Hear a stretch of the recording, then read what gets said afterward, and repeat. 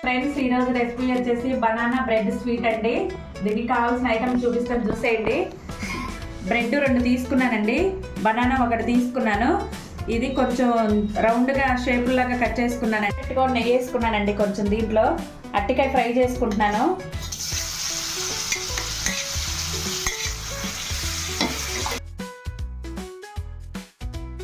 Sugar వేసుకుంటున్నానండి, బౌల్లోకి తీసుకుంటున్నానండి. ఫ్రెండ్స్ బనానా ఉడికిపోయింది. ఇప్పుడు నేను బ్రెడ్కి రాసేస్తున్నానండి. ఇదంతా బ్రెడ్లో ఇలా banana రాసుకున్నానండి.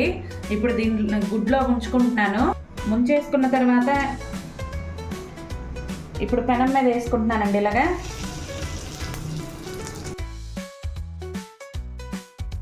Friends banana bread sweet ready అయిపోయిందండి.